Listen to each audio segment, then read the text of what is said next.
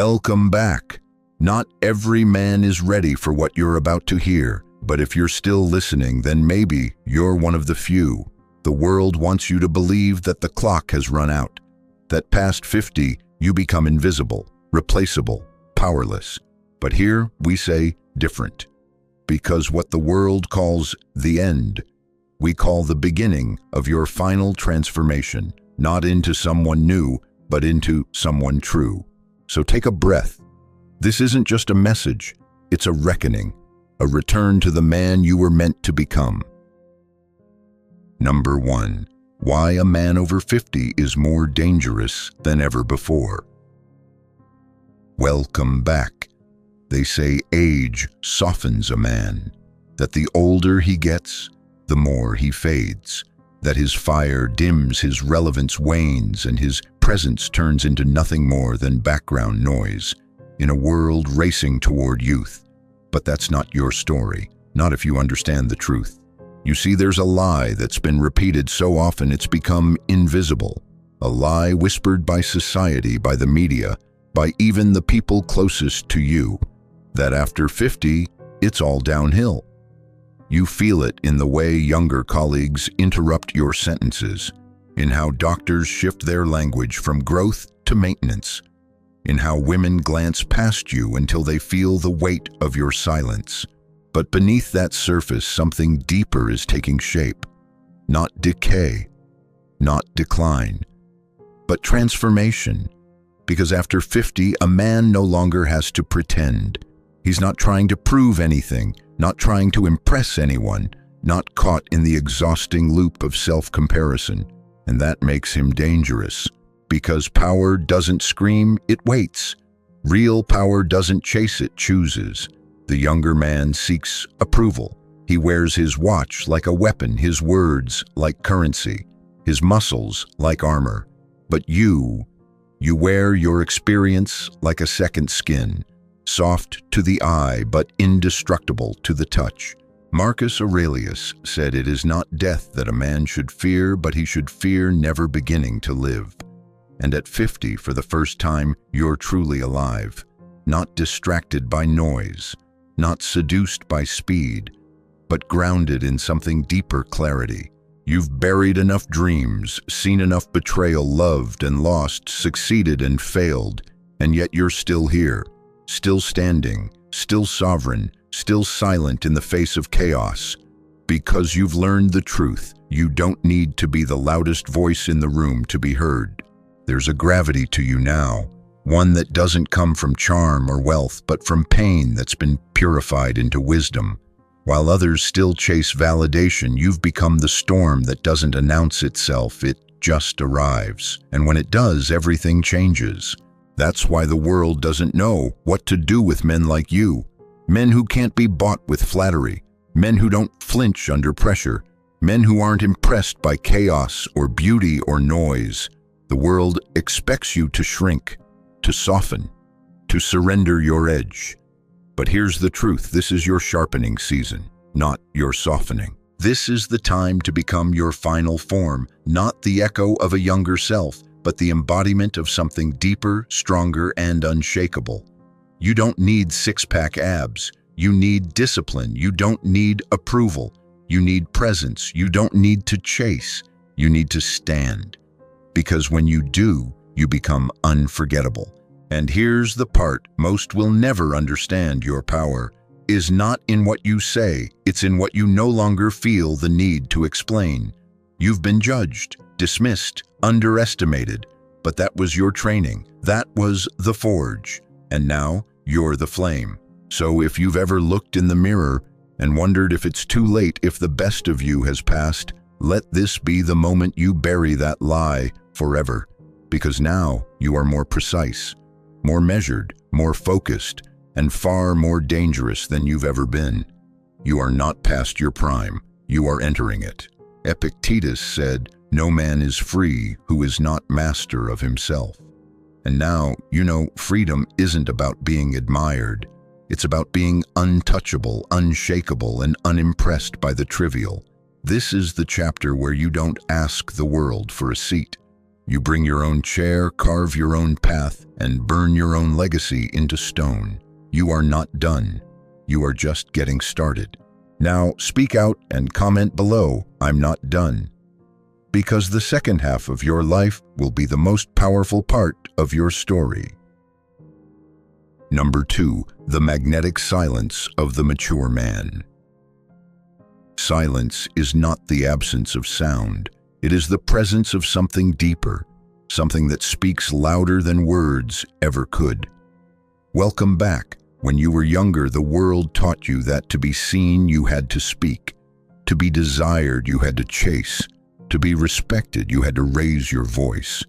But now you understand that the opposite is true. The most powerful man in the room is rarely the one talking the most.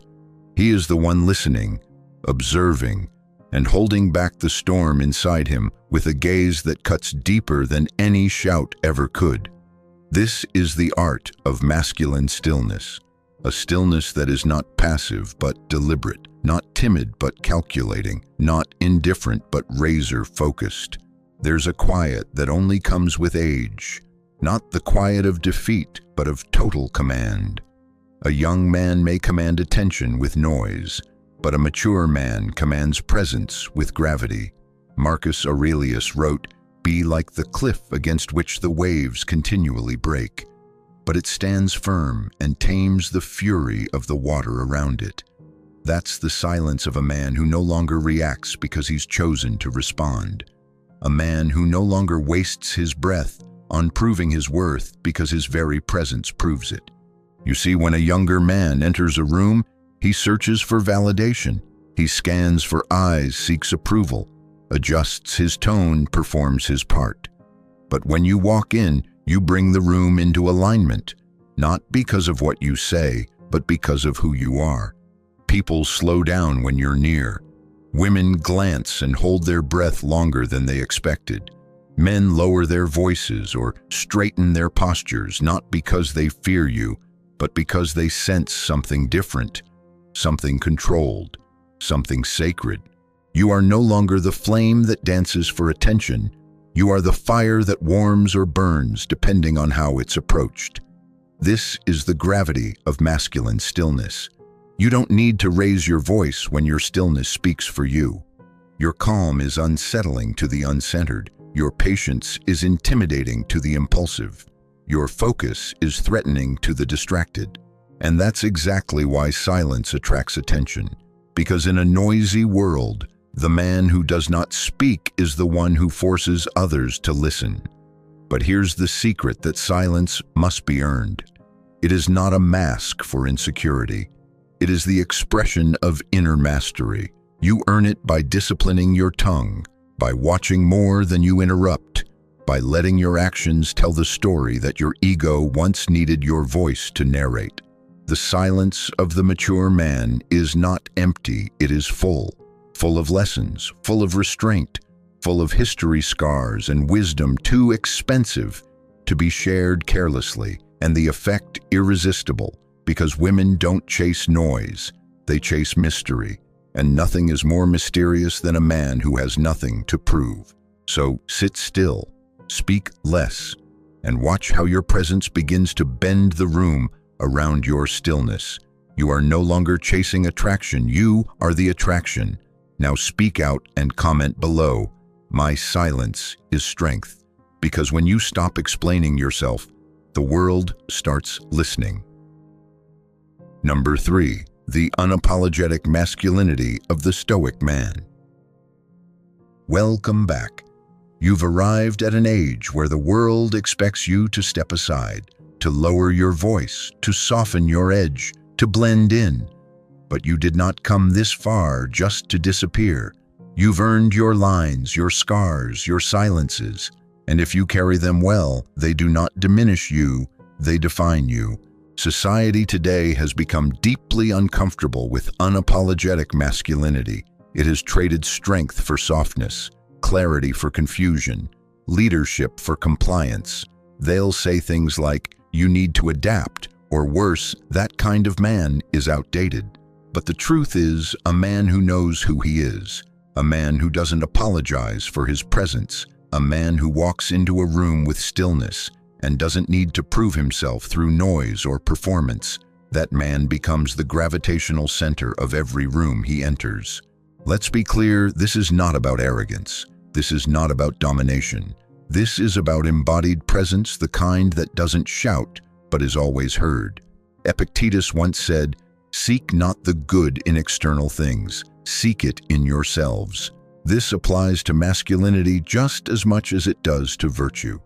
The good, the noble, the worthy, it is already within you. It does not need to be softened. It needs to be remembered. You are not here to please everyone. You are not here to be approved by the crowd. You are not here to win the affection of those who cannot comprehend the weight you carry. You are here to be solid, to be still, to be unshakable. A man at 50 plus has no business being hesitant in his presence. You've seen too much. You've learned the price of faking it, and now your greatest asset is your refusal to bend. Think of the mountain. It does not move. It does not compete. It does not ask for validation, but everything around it orients itself in relation to it. That is what it means to embody masculine gravity. When you walk into a spacewalk like the man who's seen storms and stood through them. When you speak with the quiet confidence of one who no longer chases applause. And when you love from a place of wholeness, not need. Because masculinity, true masculinity, does not seek permission to exist. It does not shrink to avoid offending. It does not apologize for its nature. It does not twist itself to be palatable. It is. Men who reach this level of self-possession are rare, not because it's impossible, but because most never make it past the need to be liked. They still chase nods from strangers, still bend when pressure arrives, still bite their tongue to be acceptable. But that's not for you anymore. You are not here to be acceptable. You are here to be authentic, and authenticity by its nature will disturb the inauthentic. Let it. That's not your problem to solve. Your responsibility now is to show other men what it looks like to walk in strength without apology, to become the example of calm, grounded, resilient masculinity in a world addicted to noise and validation. So what does this look like in practice? It means you no longer explain your choices unless you choose to. It means you take up space physically, emotionally, spiritually without guilt. It means your no becomes sacred. It means you stop diluting your voice to avoid discomfort.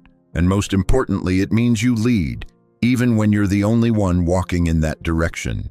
Women, whether they admit it or not, feel this. Not the bravado, not the flash, but the steadiness, the kind of presence that makes them exhale. Because deep down, every feminine soul craves one thing, a man she cannot move. Not because he is rigid, but because he is rooted. And men, the younger ones, will test you.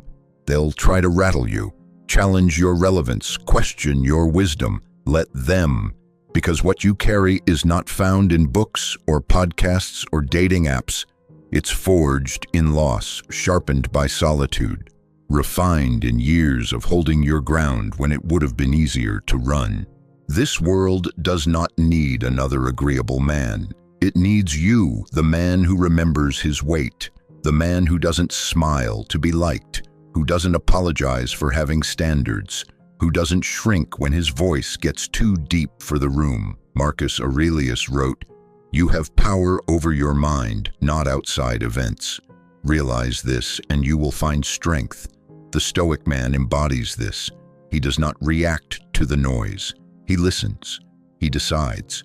And when he speaks, the room changes temperature. So don't run from your gravity. Embrace it, own it, live it. Because when a man stands fully in his masculine truth, he doesn't need to move others. The world moves around him. Now speak out and comment below, "I stand firm." No apology needed. Because the world doesn't need you quieter. It needs you unshakable. Number 4. Rebuilding discipline to reach your prime. Welcome back. There is a lie men have been sold, that your prime is behind you. That discipline is for the young. that after 50 you should slow down, relax, coast. But let's make something clear. You were not born to retire into irrelevance. You were born to rise, even when others fall. You were born to reclaim your fire, not bury it under comfort. Because discipline is not a phase. It is the forge through which the Stoic man becomes unbreakable. In your 20s and 30s, you chased goals with intensity. You tried to prove something to your father, to society, to women, to yourself. But now you don't need to prove anything. You need to build something, and the only way to build it is through daily, deliberate, disciplined action. Ki luat luk nai kong chan la mot lo quitakakak. It's not about punishing yourself. It's about honoring yourself. It's a sacred architecture of your soul, a cathedral of thought, movement, focus, and presence. Marcus Aurelius said, "Waste no more time arguing what a good man should be. Be one." That begins in the morning, when you rise early, not because someone told you to, but because the day deserves your presence. You sit with your thoughts. You write. You breathe. You listen not to the news or the noise, but to yourself. Then you move, not to impress, not to flex, but to feel alive, to keep your temple strong, to carry your years with pride, not pain. A cold shower, a long walk, a calm breakfast, a refusal to scroll through chaos before claiming your own center. Discipline is not about force, it's about respect.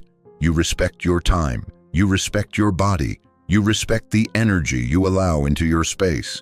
And in doing so, you teach the world how to treat you. Let's get even more real. Your 50s, 60s, 70s. These are not the years to coast. These are the years to clarify, to cut away distractions, to build a legacy with your very breath. Think of it this way. A man in his 30s lifts weights to grow muscle.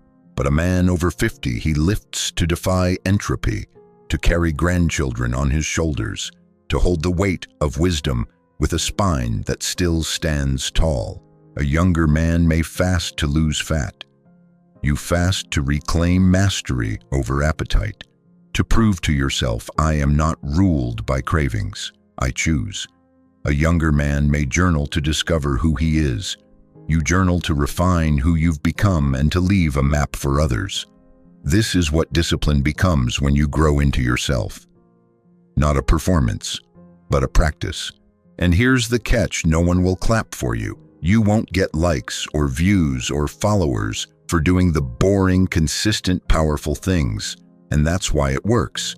Because discipline after 50 is not about being seen. It's about becoming centered. You become the man who can go days without gossip, weeks without distraction, months without drifting from his mission.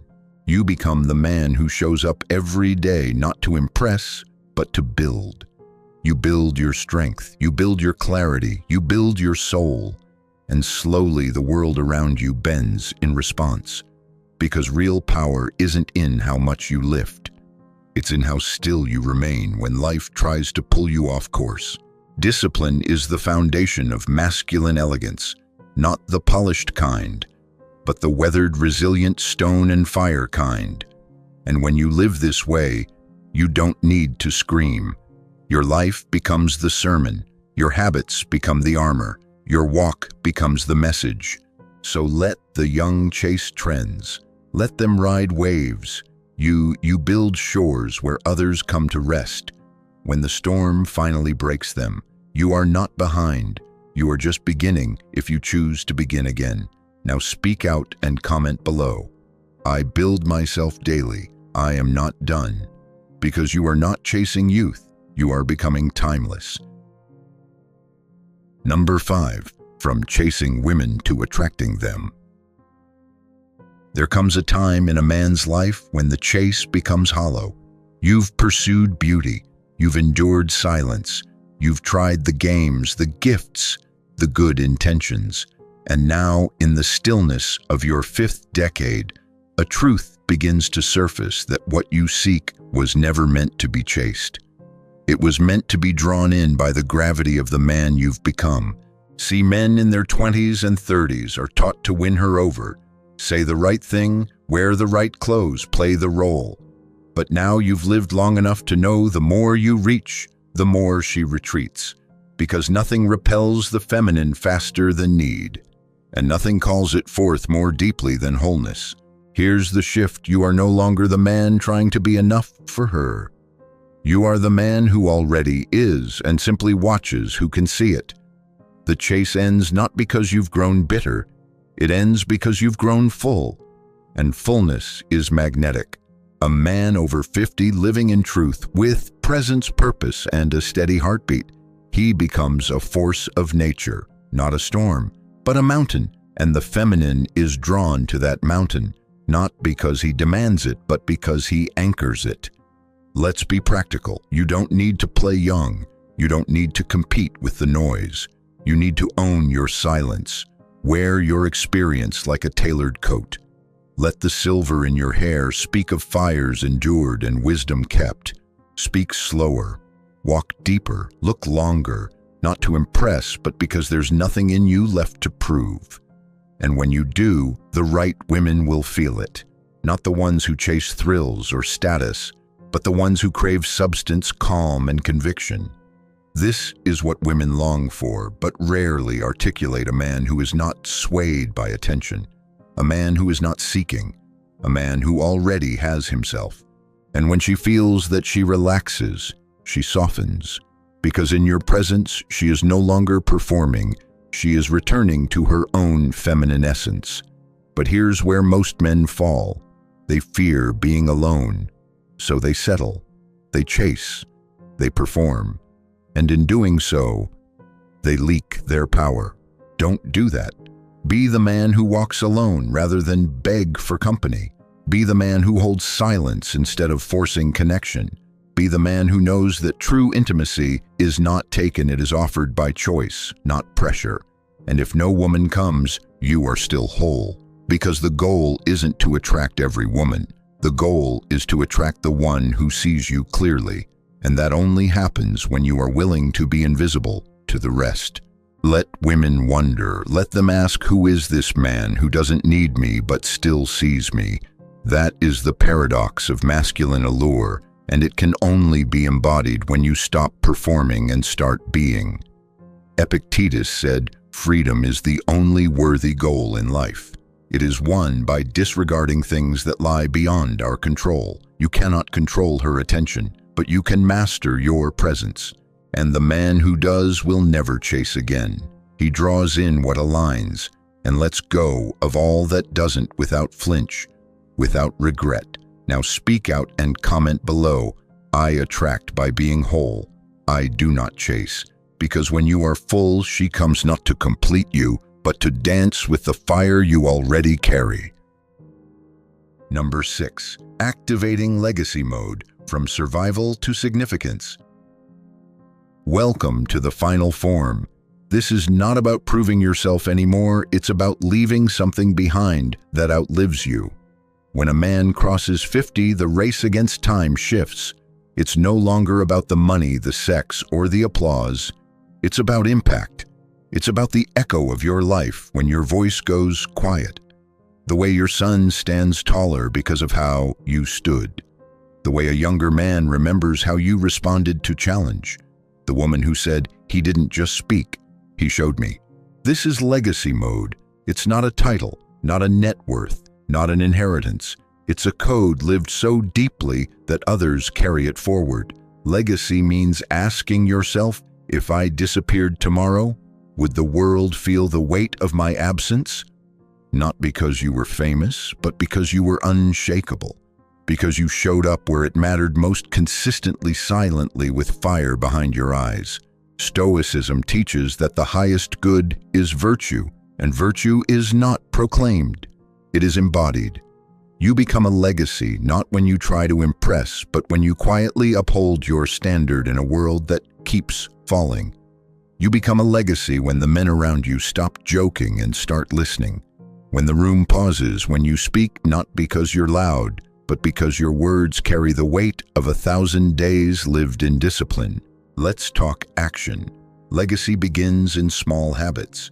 The morning you rise to train even when no one watches. the time you teach your grandson to hold his ground with grace, the moment you face loss without bitterness. It continues with how you treat strangers, how you lead in crisis, how you love without possession, how you honor the life you've been given. Marcus Aurelius wrote, "Waste no more time arguing what a good man should be. Be one." At 50 plus, you're no longer reacting. You are building temples with your silence and shaping generations with your steadiness. Every choice you make is either noise or legacy. And here's the beauty: you don't need everyone to remember your name. You only need one person to say, "Because of him, I walk differently." This is the sacred weight of being a man in his later years. Not shrinking, not fading, but sharpening until your very presence teaches without effort. You become a living philosophy, a Stoic in motion, a protector of order in a world unraveling. And when you embrace this role, you don't just age, you ascend. You do not fear being forgotten because you know your impact never needed a stage. So as we close, here is the final call: step into legacy mode. Speak less, live sharper, mentor deeper, love without attachment, stand with weight. You are not just a man. You are the last line of clarity in a confused world. Now comment below, "I live for legacy, not for noise." Because from this moment on, you no longer just exist, you echo. If you've made it this far, then you know this wasn't just content. It was a call, a mirror, a line in the sand. Because after 50, you don't chase, you choose, you don't prove, you embody, and you don't fade, you forge legacy. This is not the time to soften. It's the time to sharpen your edges and walk with unshakable weight. So don't just nod and scroll on. Make it clear. Now speak out and comment below, "I'm not done." And every man who reads it will know exactly what that means. Until next time, stand tall, stay sharp, and walk like the storm that teaches silence.